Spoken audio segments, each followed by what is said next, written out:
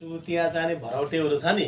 यो हर्के संसद यो सालालाई कसले दियो यो संसद पद हर्केलाई त जाने बालनले जरा रविले जान्ने हो भने चाहिँ यसलाई त जाने संसद पदै खारेज गर्नुपर्छ किनभने यो हर्केमा छ के क्यापेसिटी यो चुतिया मातो ढुङ्गा बोकेर त जति बोक्ने हो त बोकियो त खाडी मुलुकमा आइयो युरोप गइयो चाहिँ पोर्चुगलदेखि लिएर जाने अमेरिका समेत गयो नेपालीलाई बेच्यो यो हर्केको भरौते चुतियाहरूले के खोजेछ अझै पनि साले देशबाट बाहिर निकाल्दा बल्ल थाहा हुन्छ कि नेपालमा कहाँसम्मको भर रहेछ कसरी के गरे रहेछ नेताहरूले अहिलेसम्म हाम्रो चाहिने जाने कर तिरेको चाहिने पैसाहरू उठाएर नेताहरू चाहिने मोटाएर नेताको खानदान मोटाइसक्यो यो चुतियाहरू कहिले सुध्रिन रहेछ यो हर्केको चाहिने झोलेहरू अहिले रविलाई यो बालेनलाई महावीर पुनलाई राम्रो सोनी वाग्लेलाई राम्रो मान्छेलाई पदमा लिइसकेपछि उनको सपोर्ट गर्न पर्यो नि चुतियाहरूले ए हर्के तेरो पास औकात छैन कि औकातमा रहे हर्के बालेनले यस्तो गर्नु पर्यो यसलाई सिद्धाउने काम गर्नु पर्यो क्या हर्केलाई सुन्यो